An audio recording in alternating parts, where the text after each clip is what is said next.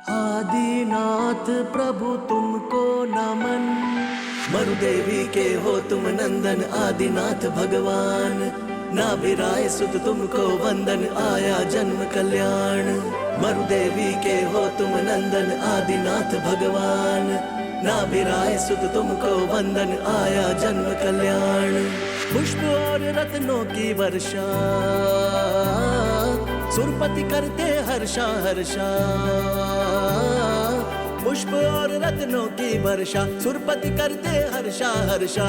आदिनाथ का जन्मोत्सव है, लाल किले पे शुभ उत्सव है।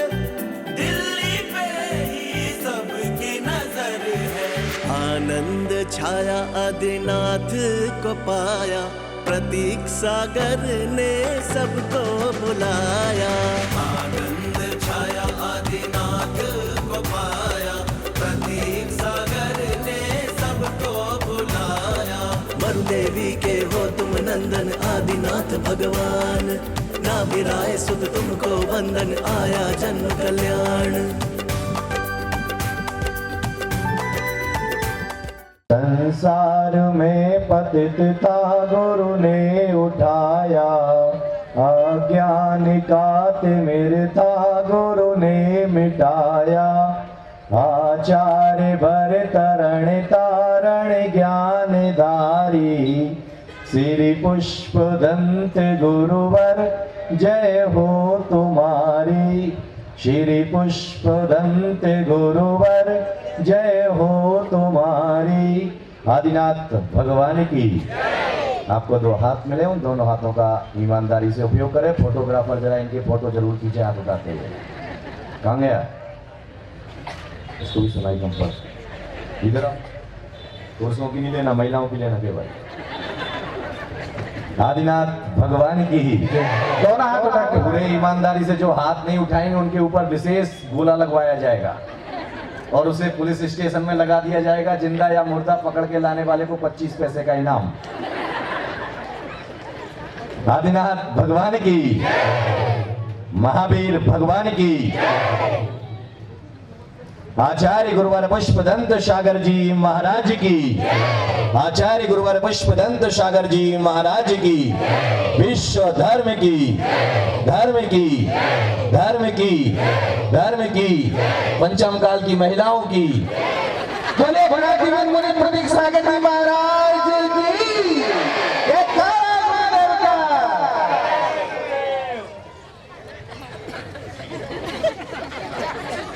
देश में कहा जाता है कि महिलाओं को 33 में 75 आरक्षण दे रखा है, क्योंकि इस पंडाल का 75 स्थान अभी महिलाओं के पास में। और ये इतनी सारी महिलाएं आज कहां से आ गई? कौन बोला सीता मऊ से आई है? बहरहाल इस देश की अभी आवाज बरोबर, कल सुबह गड़बड़ थी। कहते हैं ना, सीधी उंगली से घी नहीं निकलता है।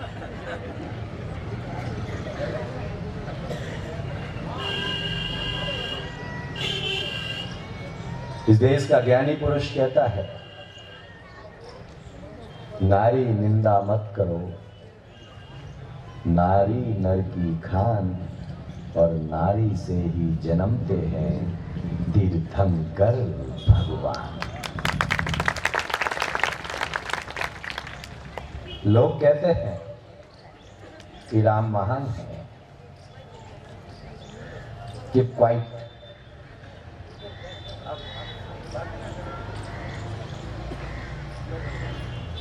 लोग कहते हैं कि महावीर महान है।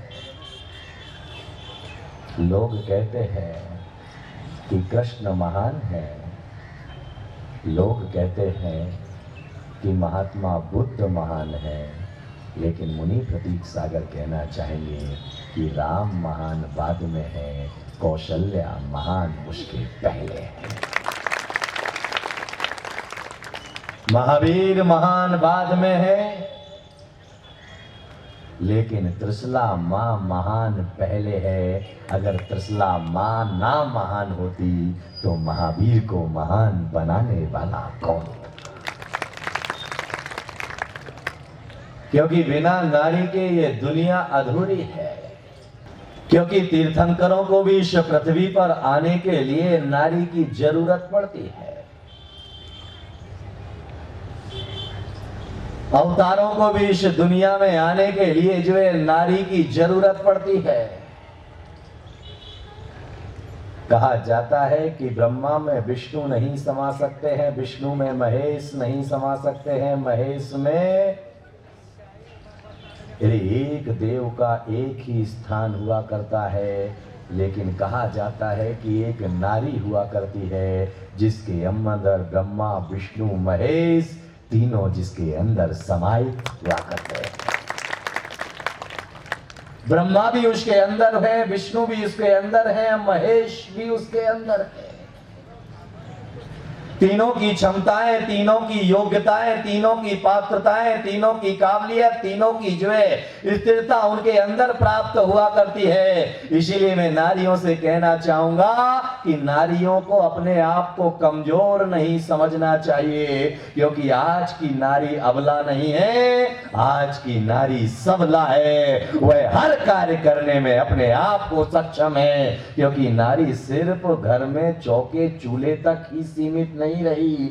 आज की नारी सिर्फ चौके चूल्हे तक ही सीमित नहीं है। अरे शिक्षा के क्षेत्र में जब बढ़ती है तब भी वह ऊंचाइयां प्राप्त करती है जो पुरुष भी प्राप्त नहीं कर पाता है। और याद में रखना कि जैन दर्शन के इतिहास को उठा करके देखे, जैन दर्शन की मीमांसा को देखे तो कहा जाता है कि तीर्थंकर ऋषभदेव की 2 पुत्रियां थी और वह दोनों पुत्रियों के जो है 108 पुत्र, 101 पुत्र थे और 2 पुत्रियां थी। लेकिन उन्होंने शिक्षा का प्रारंभ किया तो पुत्रों से शिक्षा का प्रारंभ नहीं किया, अपनी पुत्रियों से शिक्षा का प्रारंभ किया।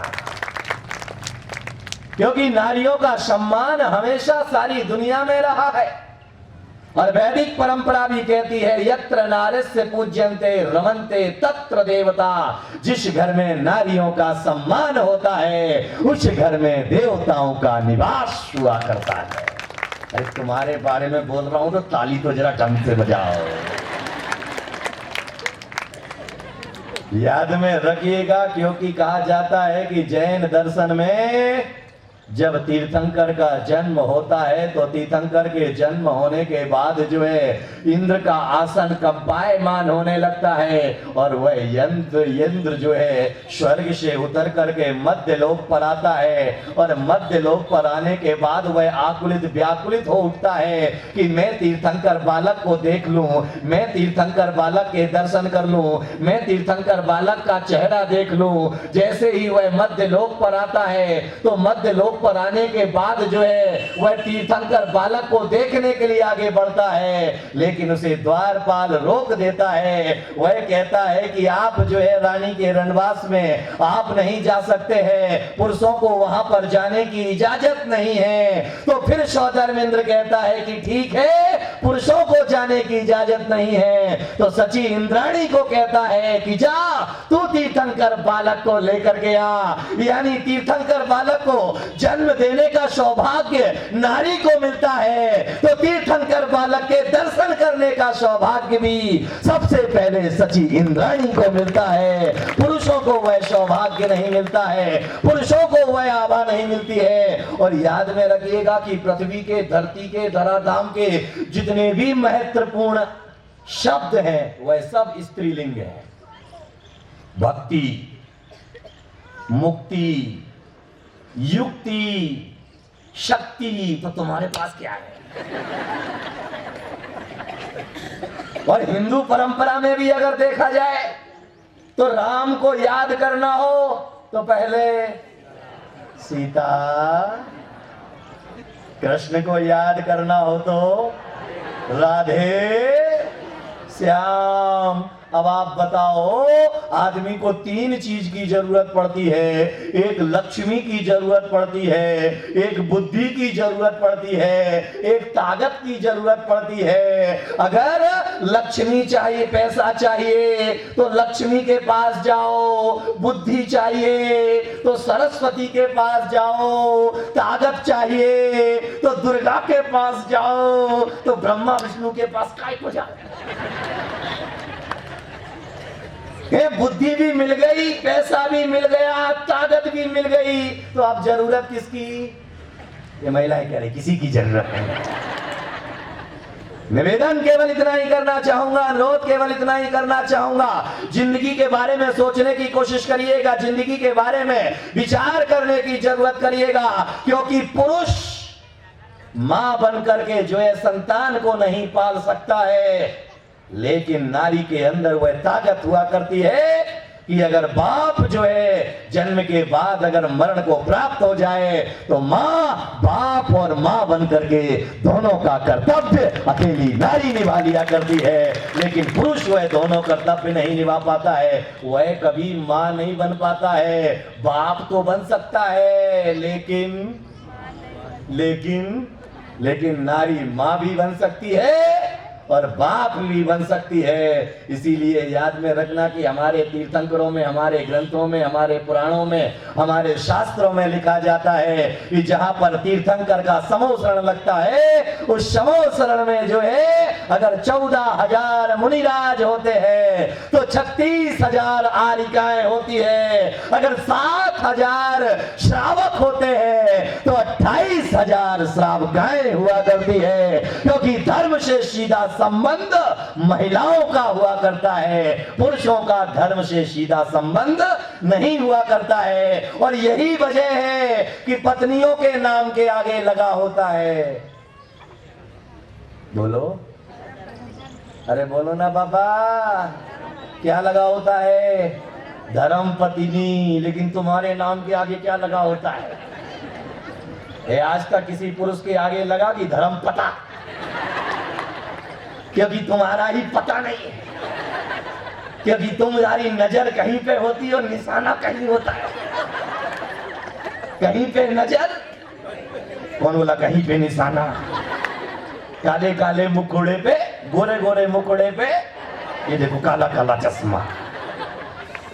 और काला चश्मा लगाने के बाद जो है आदमी कहीं देखता है, पता ही नहीं चलता है। मैं हमेशा कहता हूं कि जैन ग्रंथों में, शास्त्रों में, वेदों में, पुराणों में लिखा जाता है कि कहा जाता है कि चक्रवर्ती के 96,000 रानियां हुआ करती है। मैं आपसे निवेदन करना चाहूंगा कि चक्रवर्ती 96,000 रानियों को पाकर के तृप्त नहीं होता है, लेकिन रानी एक चक्रवर्ती को पाकर के तृप्त हो जाया करती है, एक पुरुष को पाकर के तृप्त हो जाया करता है। याद में रखिएगा कि महिला को अगर एक पुरुष मिल जाए तो वह उसमें तृप्त हो जाया करती है, लेकिन पुरुषों को अपनी बीवी से ज्यादा, कौन बोला पड़ोसी की ज्यादा सुंदर? याद में रखिएगा कि जो है, और विचार करिएगा, जब भी व्रत नियम उपवास रखती है तो ये महिलाएं पुरुष व्रत नियम उपवास रखती है। जब शादी नहीं होती है तो शादी के पहले भी एक व्रत रखा जाता है। कौन सा? अरे बोलो ना बाबा, कौन सा? सुनाई नहीं दिया? सोमवार। किस लिए? किस लिए? जिससे अच्छा पति मिले। तुमने रखा कभी? ये शादी के पहले व्रत रखा हो मंगलवार का, और मंगलवार का रखा तो हनुमान जी खड़े हो जाएंगे, बोले जब मेरी शादी नहीं हुई तो तेरी कैसे होगी? चल, मैं बाल ब्रह्मचारी तो तू कटे जा रहा है। जब ज्यादा करेगा नहीं तो एक सोटा पड़ेगा, और सोटा पड़ेगा तो लंगोटा लेके भागेगा, और लंगोटा लेके भागेगा तो फिर लोटा भी नहीं मिलेगा।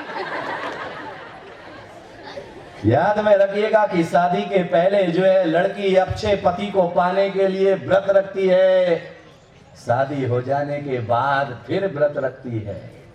किस लिए? किस लिए? अरे बोलो ना बाबा। पति की अब उन्हें लंबी उम्र मिलेगी तो दूसरी तो लाएंगे।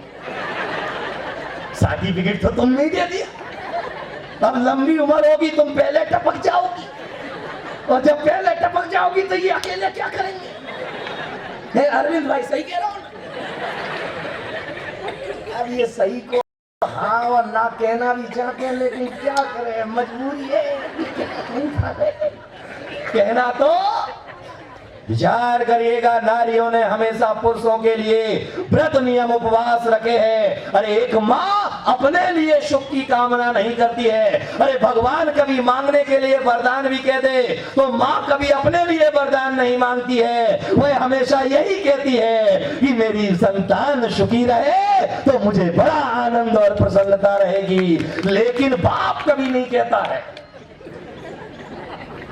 कहता है एक तरफ कह रहे हाँ हाँ, दूसरी तरफ कह रहे एक तरफ हाँ हाँ जी और दूसरी तरफ कौन बोला? नाना जी। निवेदन केवल इतना ही करना चाहूंगा, नारी बलिदानी है, नारी त्याग की मूर्ति है, नारी क्षमा की मूर्ति है, नारी करुणा की मूर्ति है। अरे नारी का हृदय मक्खन से भी अधिक मुलायम हुआ करता है। वह गुस्से में बच्चे को मारती तो है, लेकिन मारने के लिए हाथ भी उठाती है। इतनी तेजी से हाथ उठाती है कि अगर वह हाथ उतनी तेजी से बच्चे के गाल पर पड़ जाए तो पांचों उंगलियां उछल जाएं। लेकिन तेजी से हाथ उठाते उठाते उठाते उठाते उठाते उठाते पास में आते आते जब तक संतान के गाल पर पहुंचता है, और ये धीरे से भी उठाए तो ऐसा लगता है ये हाथ नहीं। मैं नहीं कह रहा हूं ऐसे, ये कह रहे हैं। ना ना ना ना ना ना, मैं नहीं कह रहा हूं ये बात जो है हाथ नहीं, ये तो हथौड़ा है। हथौड़ा चलेगा तो कहीं ना कहीं तोड़ फोड़ तो। और आप विचार करिएगा, नारी में दो मात्राएं। कार्यक्रम प्रस्तुति दिगंबर जैन जागरण युवा संघ रजिस्टर्ड मुंबई, केंद्रीय कार्यालय 305 रानी सती मार्ग, मलाड ईस्ट, मुंबई 97। दिल्ली कार्यालय D319 गली नंबर 11, हृदयपुरी, शाहदरा, दिल्ली 93। अपने परिवार की ओर से मुनिश्री के कार्यक्रम का प्रसारण के लिए संपर्क करें 882697 77903 9065330031। बैंक विवरण सेंट्रल बैंक ऑफ इंडिया, खाता संख्या 3424988837। IFSC capital CB small I capital N 0280454।